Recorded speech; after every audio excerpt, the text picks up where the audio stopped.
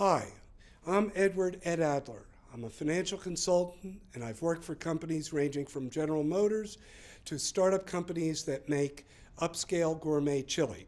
Today, we're going to talk about the balance sheet, and in particular, we're going to talk about the asset section of the balance sheet, beginning with cash. Now, cash is king. It is the most readily available aspect of the asset section. It is obviously most liquid. It's the simplest and the least complex. Along with that, we will talk about accounts receivable and its relationship to cash. Now imagine that you own a business. We'll call it John's Pizzeria, okay? One Saturday, a young lady comes in and decides to have a birthday party with her friends. She orders 10 pizzas at $5 a piece, obviously costing $50. They have their party. As she comes to pay, she has mommy and daddy's credit card. She gives the credit card to you. You swipe it in to the office. You do not receive any cash. Instead, you are owed $50. That credit card is transferred to the credit card company's bank account. They will hold that fund for about a month so that they can earn interest on their account, which runs into millions or billions at some big bank. At the end of the month, they will wire transfer you $50 in cash. This removes what you are owed of $50. That's completely eliminated.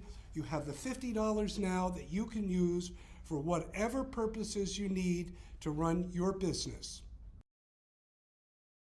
This is Ed Adler, financial consultant to companies large and small.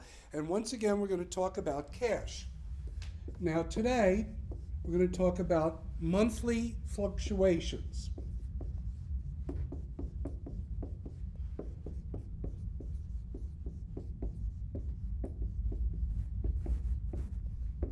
Now obviously, cash can fluctuate from month to month, from season to season, year to year. Now obviously, if it increases, sales, the owner of a business has a decision to make to invest in products, expansion of facilities, inventory, or even marketable securities, which to a bank you can provide greater interest on CDs, certificates of deposit, of course, and other securities that earn greater interest over time. Example of this would be, for instance, Starbucks, doing a great job, obviously, with selling coffee, but they want to widen their market because obviously not everybody is a coffee drinker. So now they're introducing a line of sodas that they hope will expand their market and be able to gain greater market share and increase their sales. Now, we're obviously going to talk about the other end with cash and monthly fluctuations, and that is, of course, decreases. Now, decreases can occur when a customer obviously doesn't pay at all or only partially pays or delays in paying from month to month. In addition, it can have problems from a manufacturing perspective if there's quality control problems, manufacturing malfunctions, or cost overruns. This can lead to a reduction in cash necessary to pay bills, necessary to improve the bottom line. On one hand, there are factors that obviously are out of our control. Natural disasters like tornadoes, Hurricane Sandy, this is going to precipitate a downfall or decrease in sales. On the other hand, there are components that a business does have in control. Manufacturing problems, quality control errors, cost overruns, and so forth, that the company can control, that can predict, and therefore be able to apply the right treatments and therefore precipitate or develop a stabilization of sales, and therefore reduce their costs and improve their profit picture.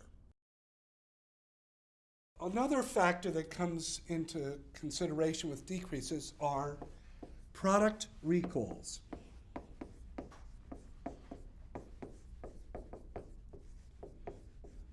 We've obviously heard about them.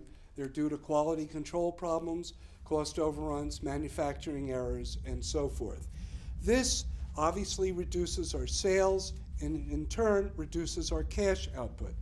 And we have a sales allowance for bad accounts due to product recalls or to customers who delay in pay, partially pay, or don't pay at all.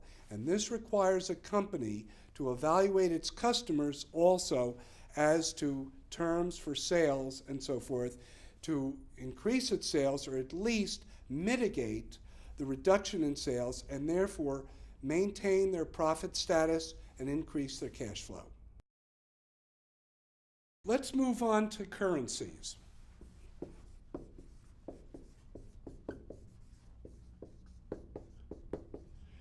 Of course, we know about the US dollar, its relationship to euro, but let's take it one notch further and talk about the Chinese currency. The criticism right now is that the Chinese currency is lower than it should be, okay? And that's to increase exports. It's to increase exports by making their exports cheaper, less expensive, and therefore countries like the United States will purchase more of them, improve the manufacturing situation in China, but it makes for American products to be more expensive and therefore less competitive, which leads to the problems we have in manufacturing overseas.